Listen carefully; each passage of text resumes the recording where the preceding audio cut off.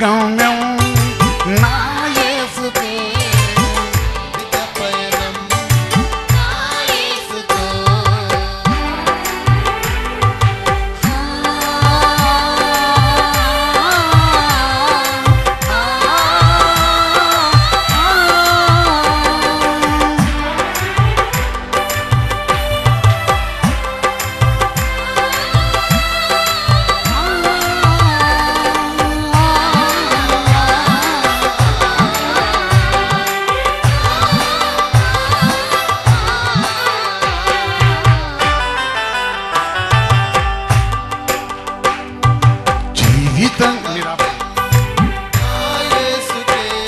నేనందరూ పాడాలి. జీవిత గమ్యం నా యేసుడే. నుంచోండి అందరూ, నుంచోండి అందరూ, నుంచోండి.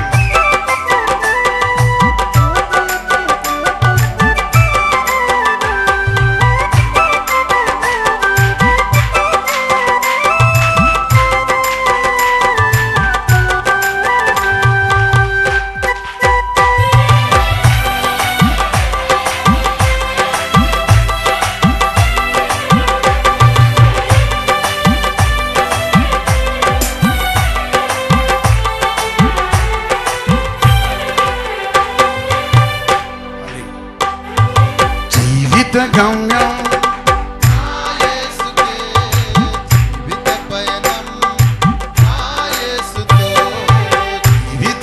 గట్టిగా నోరు తెరిచి హృదయం తెరిచి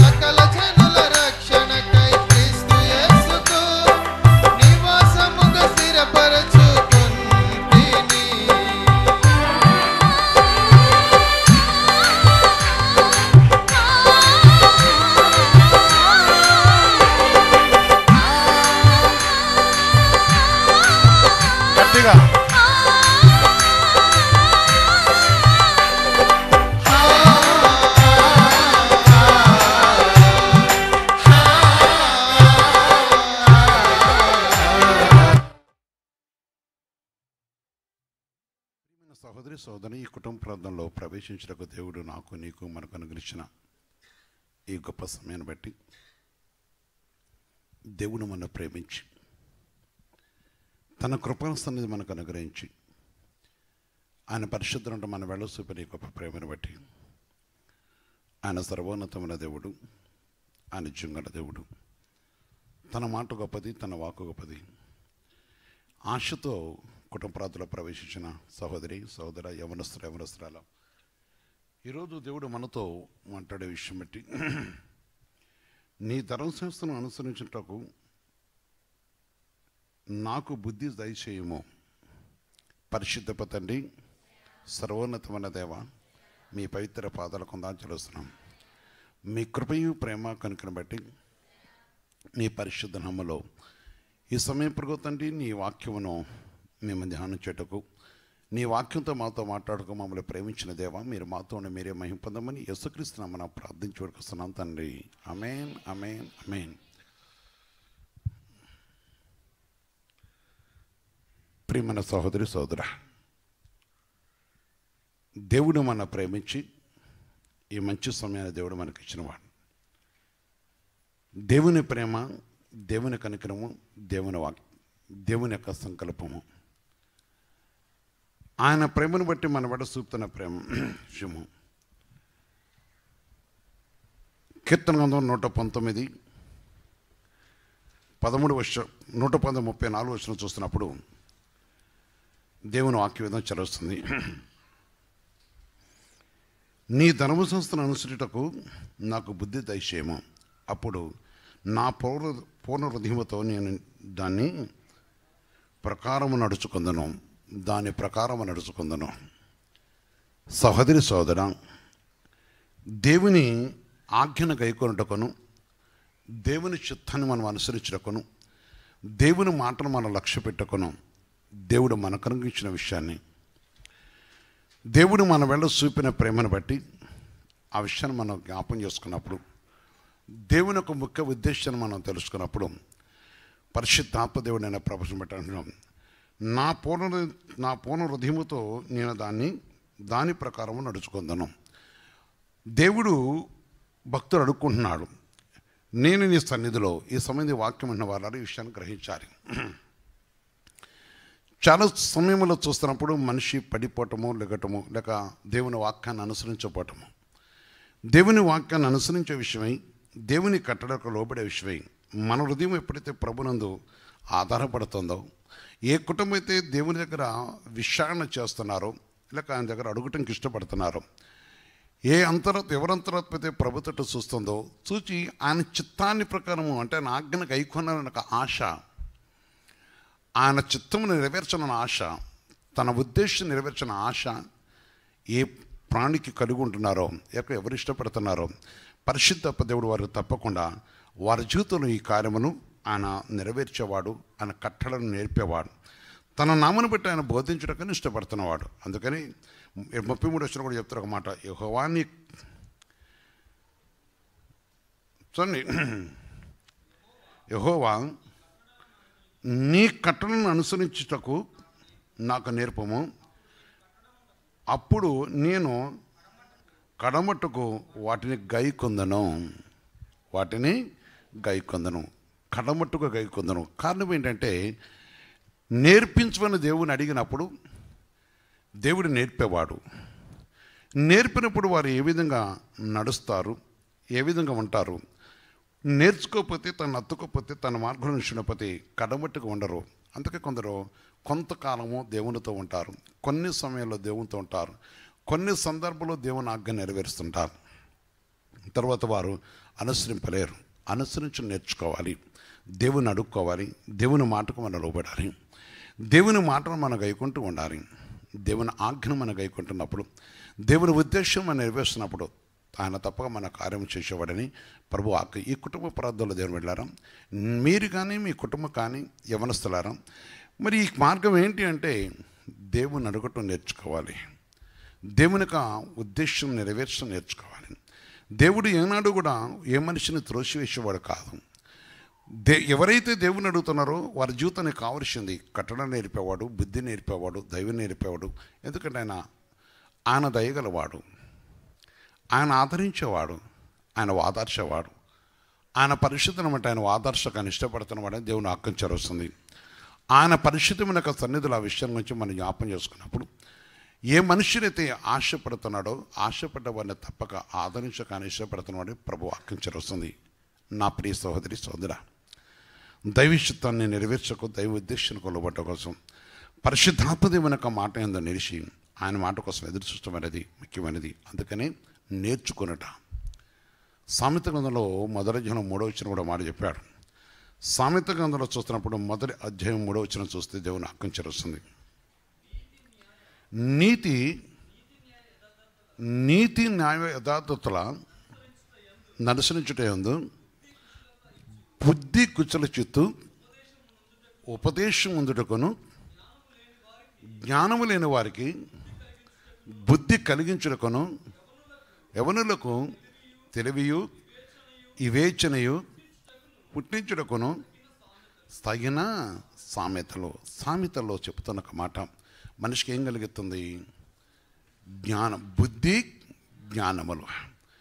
ఈ పరిశుద్ధ వాక్యం అన్న ప్రియ సహోదరి సోదర, మనుషులు చాలామంది ప్రభు దగ్గరకు వస్తారు, కానీ వారికి ఏముండదు? బుద్ధి ఉండదు.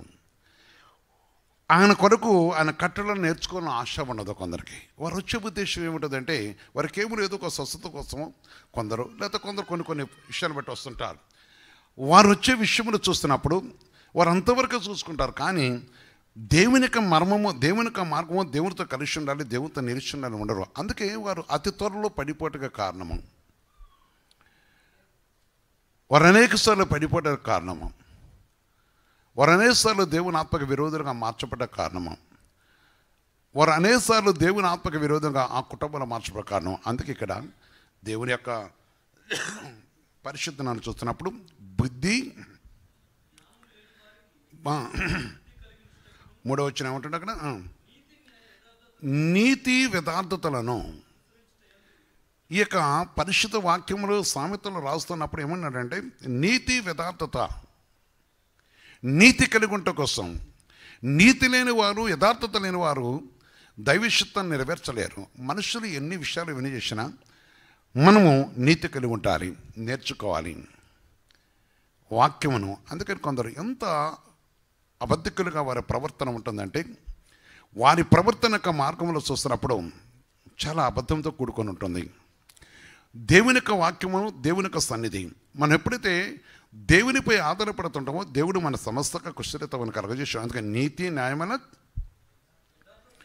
యథార్థను అనుసరించుటయందు బుద్ధి కుశలత ఇచ్చు ఉపదేశం నందుటకు, బుద్ధి కుశలత ఇచ్చు ఉపదేశం నందుటకును జ్ఞానము లేని వారికి బుద్ధి కలిగించుటకును యవనులకు తెలివియు వివేచనయు పుట్టించుటకును. ఆమేన్. కనుక ఈరోజు మనం తెలుసుకోవాల్సింది, అందుకని ప్రభు నాన్నబట్టి చూస్తున్నాం. అప్పుడు నా పూర్వదితో నేను దాని ప్రకారం నడుచుకుందానని భక్తులను. అందుకే నాకు బుద్ధి దయచేయి. మనిషికి నేర్చుకునే బుద్ధి కావాలి. మనిషికి యవనులు దేవుని యొక్క మాటకు లోబడే మనసు కావాలి. దేవుని వాక్యమును, దేవుని యొక్క మార్గమును మర్మమును తెలుసుకోవటానికి మన హృదయంలో ప్రభుని సిద్ధపరచుకోవాలి. మనంతరత్వ ప్రభునందు కలుసుకొటకు దేవుని యొక్క కుశలత అంటే దేవుని యొక్క మార్గం వెతకాలి. ఆలోచించండి. వాక్యం అనేది చాలా పవిత్రమైనది. పరిశుద్ధ వాక్యం విని చాలామంది వాక్యం అంటారు. వారొక వేషతన్న, వారొక హృదయము, వారొక అంతరాత్మను చూస్తున్నప్పుడు కొన్ని కుటుంబాలు మనం చూస్తుంటాం. వారు దేవుడు విడిపించిన విషయాన్ని మర్చిపోతుంటారు, లేక వారు దేవుని యొక్క మార్గం విడిచిపెడుతుంటారు. వారి ఆలోచనలు దేవునికి విరోధంగా మార్చబడుతుంటాయి. వద్దు. ఈరోజు నీ కుటుంబంలో చూస్తున్నప్పుడు యవనస్తులారా, దేవుని యొక్క నామాన్ని బట్టి చూస్తున్నప్పుడు తెలివినిచ్చే వాక్యమును గైకొనాలి, తెలివిని కలిగించే వాక్యను గైకొనాలి. అందుకని ప్రసంగిలో చూస్తున్నప్పుడు దేవుని వాక్యం చదువుతున్నాను. 4వ అధ్యాయంలో చూస్తే 13వ చూస్తే ప్రసంగి 4:13 దేవుని వాక్యం ఏదో చదువుతుంది. మూఢత్వము చేత మూఢత్వము చేత బుద్ధిమంతులకిక చెవియొగ్గలేని ముసలి రాజు కంటే భేదవాడైన జ్ఞానవంతుడగు ఎవరు స్నేహితులు? ఎందుకు? వాడు రాజే, ముసలితనం అని కాదు, వాడికి ఏమి లేదు, మూఢత్వం ఉన్నది. ఏమి లేదు వాడికి? బుద్ధి లేదు. ఏమున్నది? మూఢత్వం ఉన్నది. అతనికంటే ఒక నిరుపేద శ్రేష్టమైన, అంటే దేవుడు వాని ప్రార్థన ఆలకిస్తాడు. ఒక నిరుపేద ప్రార్థన దేవుడు ఆలకిస్తాడు. తను ఆలకించినప్పుడు తన దేశం ఉపయోగకలుగుతుంది. అందుకని బుద్ధి చాలా అవసరం. రాజు కావచ్చు, అధికారులు కావచ్చు, విద్యావంతులు కావచ్చు, గొప్ప గొప్ప పండితులు కావచ్చు. అంటే చాలామంది జీవితంలో వారి మూర్ఖతను బట్టి ఎన్నో నాశనం అయిపోతూ ఉంటాయి. అనేక విషయాలు కొన్ని దేశాలు కూడా వారి మూఢతను బట్టి వారి రాజ్యాలు పాడైపోతుంటాయి. వారి యొక్క ఘనత కోసం అనేకులను హత్యలు, ప్రాణహాని చేస్తుంటారు. కారణము వారి శ్రేయస్సు కోసం చూసుకుంటుంటారు. అంటే వారి గొప్పతనం, మూఢత్వము అంతే. ఈరోజు ప్రియమైన సహోదరి సోదర, పరిశుద్ధ వాక్యం విన్న వాళ్ళారా, నీవే స్థలంలో ఉన్నాను, దేవుడు మన ప్రేమించాడు. నిన్ను బట్టి, నీ మూఢత్వం బట్టి, నీ మూర్ఖత్వం అనేది అది నీ కుటుంబానికి, నువ్వున్న పల్లెకును, లేక నువ్వున్న గ్రామాన్ని, లేక నువ్వున్న పట్టణానికి, లేక నువ్వున్న స్థలమునకు హాని కాకూడదు. అది దేవునికి ఇష్టమైనది. కొందరు మూఢంగా ఆ యొక్క మూఢత్వం చూపించడం వలన ఎందరికో నష్టం జరుగుతున్నది. ఈరోజు వాక్యించవలసింది పేదవాడు అయినా సరే దేవుని ఉద్దేశం నెరవేర్చడం. అందుకే దేవుని వాక్యం వినటం నేర్చుకోవాలి. అంటే దేవుని మాట వినటం నేర్చుకోవాలి. యెషయా 50 చెప్తున్న ఒక మాట, యెషయా 50 అధ్యాయంలో 4-5 చూస్తే వాక్యం జాగ్రత్త చూడండి. యెషయా అలసిన వాణిని మాటల చేత ఊరడించి జ్ఞానము ఏం కలిగినట్లు? అలసిన వాణిని ఊరడించు జ్ఞానము నాకు కలుగునట్లు శిష్యునికి తగిన నోరు యెహోవా నాకు దయచేసి ఉన్నాడు. ఆమేన్. యేసుక్రీస్తునికి మహిమ కలుగాక. చూడండి, దాంట్లో 5వ వచనంలో చూడకున్నట్టు, ప్రభువుకు యెహోవా ఏమిది ఇచ్చాడు? నా చెవికి విను బుద్ధి పుట్టించక. జాగ్రత్త వినండి. నా చెవికి విను బుద్ధి పుట్టించగా నేను ఆయన మీద తిరుగుబాటు చేయలేదు, వినకుండా నేను తొలగిపోలేదు. ఆమేన్, ఆమేన్, ఆమేన్. ఇది ఒక యవనస్తుడు ఒక జీవితంలో, మన జీవితంలో దేవుని అడుక్కోవాలో వద్దాం ఆలోచించండి. ఎవరైనా కావచ్చు. అందుకని యవనస్తుల వాక్యం అంటే అయ్యా మాటకు లోపట్టలేదు, నా పట్ల అంటే దేవుణ్ణి అడగాలి. ఏ యవనస్తుని నాకెందుకు లేక కొన్ని నా మనసు బాగలేదు, ఇంకా కొన్ని సంఘటనలు చెప్పుకుంటూ వస్తుంటారు. అంటే తన లోక సంబంధమైన విషయాలు బట్టి కొన్ని విషయాలు చెప్తూ ఉంటారు. కనుక అవన్నీ కూడా ఏంటంటే దేవుని వాక్యం వినకుండా ఉండుట వలన, ఏమనకుండా దేవుని వాక్యము చాలామంది వింటారు, కానీ దాన్ని ఏం చేయరు, అనుసరించడకు వారు అంతరాత్మ తెరవబడదు. అందుకని ఆ యవనస్తులు దేంతో వారికి ఎందుకు తెలివి కలిగింది? దేవుని వాక్యం వినటం వలన తెలివి కలిగింది. అంటే వినుబుద్ధి నాకు కలిగాను. ఊరడించు మాటలు, ఏ మాటలు అవి? ఊరడించు మాటలు, విను బుద్ధి. 5వ వచనం మరో చదువు అక్కడ, ప్రభువుకు యెహోవా నా చెవికి ఇనుబుద్ధి పుట్టింపగా నేను ఆయన మీద తిరుగుబాటు చేయలేదు. ఆమేన్. వినకుండా నేను తొలగిపోలేదు. ప్రియమైన సహోదరి సోదరా, తొలగిపోతా కనుక నీకు ఆసక్తి లేదు, వినువు కనుక దేవుని శక్తి నీకు తెలియదు. అందుకే వాక్యం వినేవారు ఈ చూడండి, వారు ఏ పని ఉన్నా ఏది ఉన్నా ఈ సమయాన్ని సద్వినియోగపరచుకోవడం తప్పక ప్రయాసపడుతుంటారు. యవనస్తులు కావచ్చు, లేదా ఇంట్లో పని చేసుకునేవారు కావచ్చు, మరి కొన్ని స్థలాలు నాతో చెప్తుంటారు. ఈ విషయాన్ని వారు విడిచిపెట్టరు. దేవునితో కలుసుకోవటానికి ఇష్టపడుతుంటారు, దేవుని ఆత్మతో పెనుగలటకు ఇష్టపడుతుంటారు, దేవుని వాక్యం వినడానికి ఇష్టం. కొందరు లోకవార్తలు వినడానికి చూస్తుంటారు. అందుకే కొందరు తపనట్టుండదంటే ఎవరినో కలుసుకోవాలి, ఏదో కలుసుకొని వస్తారు కనుక వారిలో స్థిరత్వం ఉండదు. కనుక నా ప్రియమైన సహోదరి సోదర, ఈ పరిశుద్ధ వాక్యం అన్నా నువ్వెవరైనా కావచ్చు, ఈ పరిశుద్ధ వాక్యమైన నువ్వెవరైనా కావచ్చు. దేవుని యొక్క మాటను బట్టి పరిశుద్ధ దేవుని యొక్క సన్నిధి విషయాన్ని గ్రహించి ఆలోచించండి. దేవుని మాట మనం వినాలి, దేవుని ఉపదేశాన్ని మనం వినాలి. నీ కుటుంబం దేవుని వాక్యం అనకపోతే నీకు ఏ విధంగా బుద్ధి వస్తుంది? లోక మాటలు వింటూ, లోక వార్తలు వింటూ, లోక విషయాన్ని సంబోధిస్తున్నప్పుడు లోకమే నిన్ను వెంటాడుతుంది. లోకం అనేది నీలో ఇమిడి ఉంటుంది కనుక నీ వస్త్రణ, లేక నీ వేషధారణ, లేక నీ కుటుంబంలో ఏది అంటే ఏది ధరించుకోవాలి, ఏది ఉంచుకోవాలి, ఏది సంపాదించాలి, ఇంకా చెప్పాలంటే కొన్ని విషయాలు మంచిదే. కానీ దేవుని వాక్యం విననేవు, నీతో ఎప్పుడు పాపం ఉంటూనే ఉంటుంది. వాక్యం వినట్లేదు కనుక నీ మనస్సు, నీ హృదయం కూడా అది ప్రభుకి విరోధంగా నడుస్తుంటుంది. ఆలోచించు. ఏదో ప్రార్థనకి వెళ్తున్నాం, కొంతమంది చాలా కల్పన విషయాలు చెప్తుంటారు. ఏదో ప్రార్థనకి వెళ్తున్నాం. నేను అడిగినప్పుడు కొందరు చెప్తుంటా, అయ్యా మేము ప్రార్థనకి వెళ్ళి వచ్చినామే అంటారు. నేనేం అడగను. వాళ్ళు అయ్యా ప్రార్థనకు వచ్చిన కానీ ఎందుకు మనసు నెమ్మదలేదా అంటారు. ఎందుకుంటుంది? నువ్వు దాన్ని విని గ్రహిస్తే నీకు నెమ్మది వస్తుంది. ఇప్పుడే వాక్యమేనమయ్యా కానీ ఇంట్లో ఏదో చికాచికాక అవుతుంది వీళ్ళంతా, ఎందుకుండదు? ఏమింటున్నావు? నీ జీవితంలో ఏమికుంటున్నావు? వాక్యం నీ అంతరాత్మత ఉంటుందా? నేను విమోచించిన దేవునితో ఉన్నవా? ఆనాడు నీ కుటుంబాన్ని కనికరించకపోతే ఈరోజు నీ పరిస్థితి ఏంటి అనే విషయాన్ని చాలామంది మర్చిపోతుంటారు.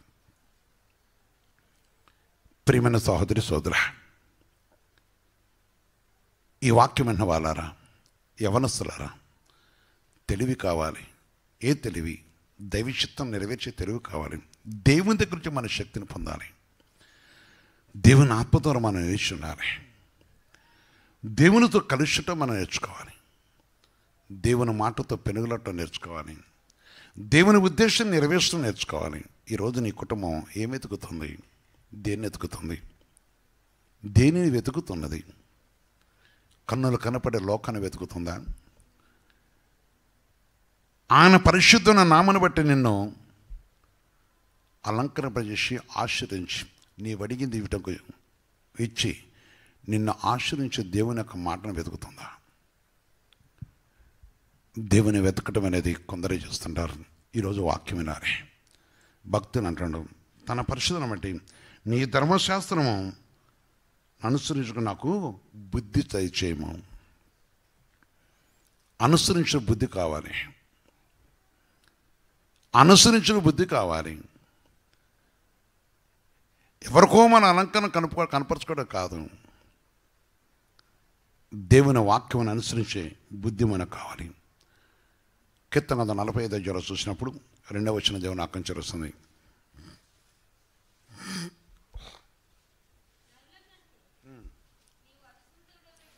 నరుల కంటే నువ్వు అతి సుందరమై ఉన్నావు, నీ పెదవుల మీద దయారసం పోయబడి ఉన్నది. కావున దేవుడు నిత్యము నిన్ను ఆశీర్వదించును. ఎవరైతే మంచి క్రియ కలిగి ఉన్నారో, ఎవరి పెదవులు పరిశుద్ధత్వ దేవునికి దయారసము అంటే వారి పెదవులు కొంటే ఏ విధమైన అపవిత్రం రాక, వారి పెదవులు ఏ విషయం చేత దేవుని ఆత్మకు విరోధంగా కాకుండా వారు దేవుని యొక్క ఉద్దేశప్రకారం ఉంటున్నారు, వారి విషయమై ఆయన పరిశుద్ధను బట్టి వారిని ఆశ్రయించేవాడు. నీ పెదవులు నానా విధంగా పవిత్రమైన విషయాలు, దయారసము. నీ పెదవులు నల్లు కంటే అతి సుందరమై ఉన్నావు, నీ పెదవుల మీద దయారసం పోయబడి ఉన్నది. కావున దేవుడు ఏం చేసేవాడు? ఆయన యేసుక్రీస్తు పరిశుద్ధ మహిమ కలుగాక. సుందరుడవై ఉన్నావు. పరిశుద్ధమైన దేవుని అలంకరణ ధరించుకున్న ప్రతి వారు కూడా అతి సుందరులు. దేవుని వాక్యం నెరవేర్చే ప్రతి వారు కూడా దేవునికి అమూల్యమైన వారు. యాకోబు, నీ గుడారములు ఎంత రమ్యంగా ఉన్నవి, సుందరంగా ఉన్నవి. సంఖ్యాకాండం చెప్తున్నమాట. పరిశుద్ధ దేవుని యొక్క నానబట్టి మనం చూస్తున్నప్పుడు, యాకోబు, నీ గుడారములు ఇశ్రాయేలు, నీ నివాస స్థలములో ఎంతో రమ్యమైనవి, అంటే అందమైనవి. అందుకొరకే దేవునికి మనము సుందరములుగా అందంగా పరిశుద్ధమనక, అందుకని దేవునికి మన ప్రియుల బిడ్డలుగా మనం నిలిచి ఉండటం కోసం దేవుడు చరవసరం. మంచి దేవుళ్ళను మన పెదవులు పవిత్రంగా ఉండాలి, మన ప్రవర్తన పరిశుద్ధంగా ఉండాలి, మన హృదయం పరిశుద్ధ దేవునితో కలిసి ఉండాలి. అతి భయంకరమైన మనసు గలవారు ఉంటుంటారు. వారు వెతుకుతూ ఉంటారు ఇక లోకం లోకం లోకం లోకం. నా ప్రియమైన సహోదర సహోదర, సహోదరి సహోదర, ఆలోచించు. నా ప్రియమైన సహోదరి సహోదర, ఆలోచించు. నిన్ను ప్రేమించిన దేవుడా, నిన్ను కనికరించిన దేవుడు, నీపై తన కనికరించిన వాడు. అందుకని ఆయన మాట గొప్పది. అందుకే ప్రభు యేసయ్య చెప్తున్న ఒక మాట, ఆయన చెప్తున్న ఒక మాట చూస్తున్నాం. యోహాను సువార్త 12వ చూస్తే దేవుని ఆజ్ఞ వస్తుంది. యోహాను సువార్త 12వ చూస్తున్నప్పుడు 49వ వచనం దేవుని ఆజ్ఞ వస్తుంది. ఏలి అనగా, నా అంతటి నేనే మాట్లాడటం లేదు, నేనేమనవలెనో, ఏవి మాట్లాడవలెనో దాని గురించి నన్ను పంపిన తండ్రి నాకు ఆజ్ఞ ఇచ్చి ఉన్నాడు. అంటే మాట్లాడేవాడు తండ్రి. ఆ తండ్రి చెప్తున్నమాట, యేసుప్రభు చెప్తున్న ఒక మాట చూస్తున్నప్పుడు, క్రీస్తు యేసు నోట నుంచి ప్రతి మాట కూడా పరలోక దేవుడు అనుగ్రహించిన ఒక మాట. అందుకని ఆ మాట మనం గ్రహించినప్పుడు మనం దేవునికి ప్రియులైనవిగా సుందరమైనవిగా మార్చబడుతూ ఉంటాం. యేసుక్రీస్తుగా భయంకరగాక. నీ ప్రార్థన దేవుడు దాటిపోయేవాడు కాదు. నీ ప్రార్థనకి ఆయన జవాబిచ్చేవాడు. నిన్ను మర్చిపోయే దేవుడు కాదు, నిన్ను త్రోసివేసేవాడు కాదు. నీ యందు ఆయన కనికరించిన వాడు. పరిశుద్ధ దేవుడు సెలవిస్తున్నట్టుగా, జీవగల దేవుడు సెలవిస్తున్నట్టుగా ఆయన చెప్తున్న ఒక మాట. చాలామంది జీవితాన్ని చూస్తుంటాం. దేవుడు కనికరించే కనికరి మనం వారు సద్వినియోగపరచుకోలేని జీవితాలు చూస్తుంటాం. ఈరోజు నేర్చుకో. నేను నీ ఆజ్ఞ నెరవేర్చడం నాకు నేర్పించు. నీ కట్టడకు లోబడే కటాక్ష నాకు దయచేయి. నేను స్థిరకాలం నిన్ను సేవించాలని భక్తులు అన్నాడు. వాక్యం ఆలోచించు. దేవుని మాటను జ్ఞాపకం చేసుకో. నీ మాట ప్రభుకి అంగీకారంగా ఉండాలి. చాలామంది జీవితంలో చూస్తున్నప్పుడు వారి చేతిలో ఉన్న పరిశుద్ధ గ్రంథము, వారి హృదయంలో ఉన్న పాపము ప్రభుకి ఇష్టమైనది కాదు. వారి పెదవులకు కపటపిక ముచ్చట్లు, పరిశుద్ధాత్మ దేవునికి విరోధమైన సంభాషణ. నా సహోదరి సహోదర, ఆలోచించు.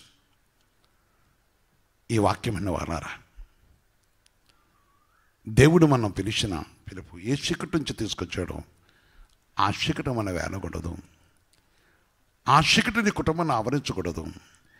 ఆ చీకటి నేను కలిగి ఉండకూడదు. ఆ చీకటితో నీ జీవితాన్ని గడపకూడదు.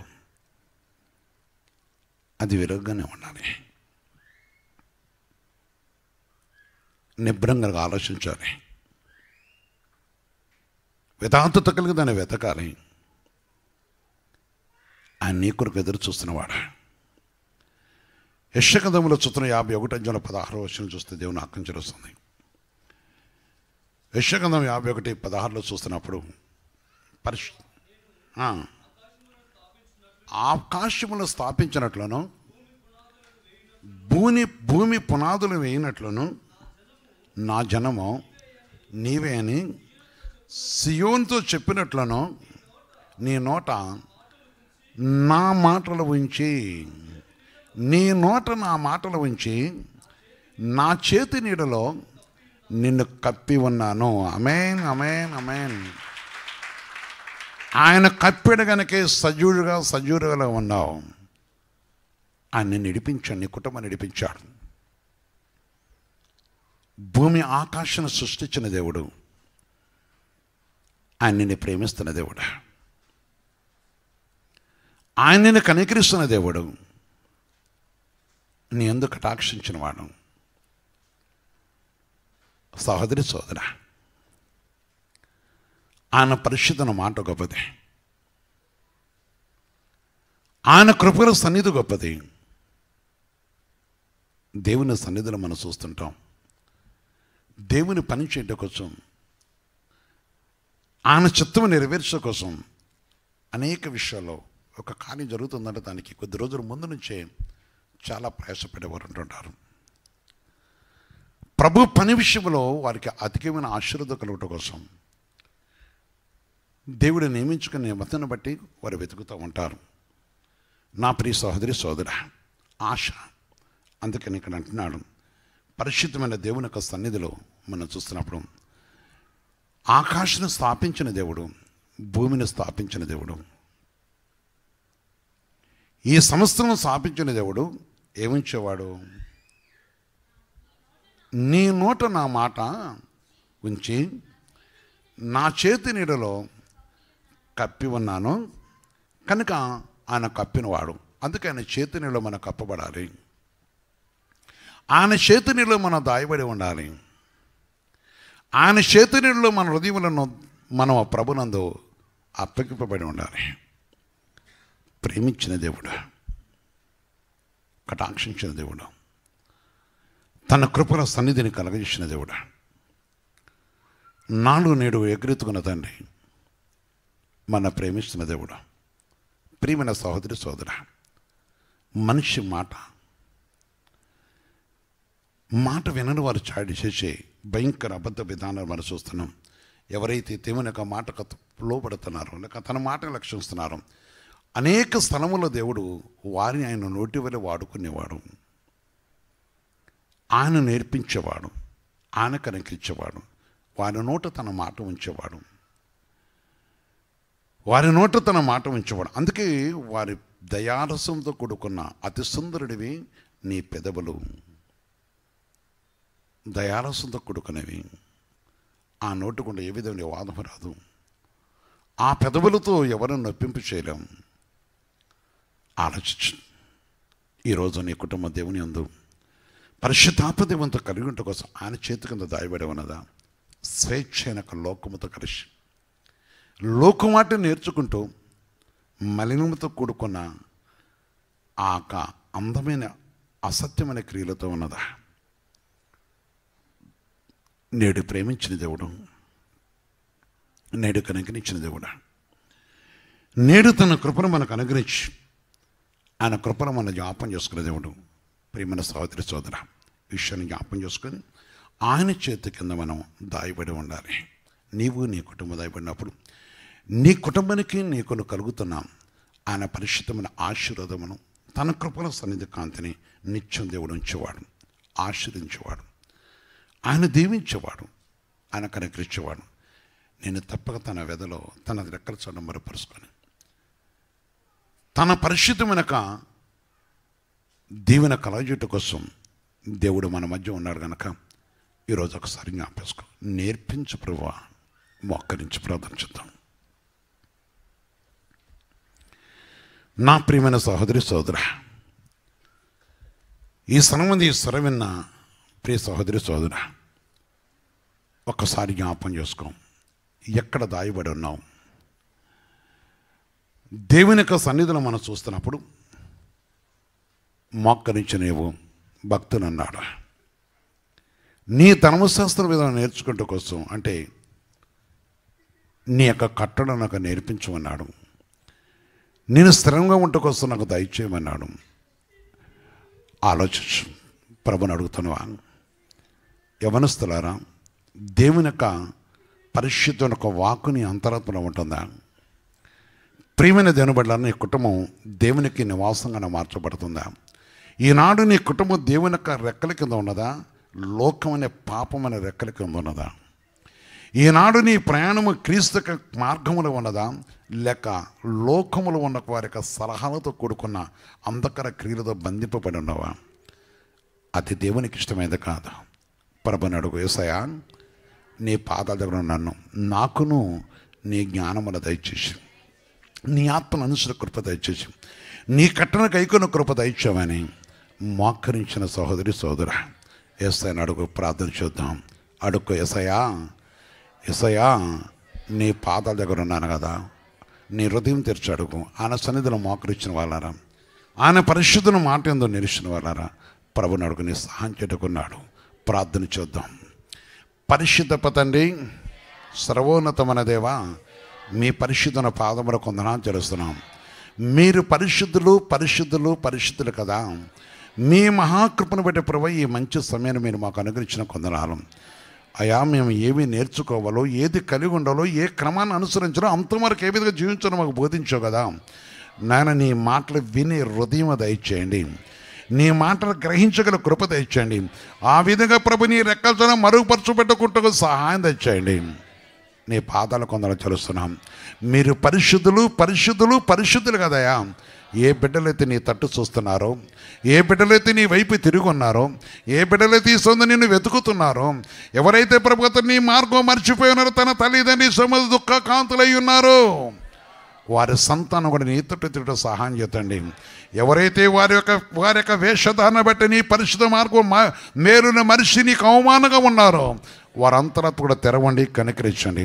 ఈ కుటుంబ ప్రార్థన ప్రభు మీరు కావాల్సిన దీవెన ఆశీర్వాదాలు దయచేసి, ఏ కుటుంబం ఏది కావాలో, యవనస్తులకి ఏది కావాలో, ఎవరి బ్రతుకులు ఏది కావాలో మీరే దయచేసి, మీ కటాక్షను దయను అనుగ్రహించి, నీ చిత్త ప్రకారం ప్రభుత్వాన్ని దీవించి, నీ నామను బట్టి మీరు ఆశ్రయించి, అయ్యా ఈ రాత్రి నందు నీ దర్శన కలధన మాట్లాడి పరిశుద్ధ దినములో ఆదివారం దినములో అయ్యా ఏ ఒక్కరు ప్రభు నిరర్ధకం చేసుకుని సన్నిధిలో ప్రవేశకుడు కూడా దయచేయమని, ప్రత్యేకించి ఏ కుటుంబంలో ప్రభు ఏ చిక్కులను తొలగించి సమాధానమైన శాంతిని దయచేయమని, త్వరలో రాయని రాజ్య వారసుడు సహాయం చేయమని యేసుక్రీస్తు నామమున ప్రార్థించి వేడుకొస్తున్నాం తండ్రి.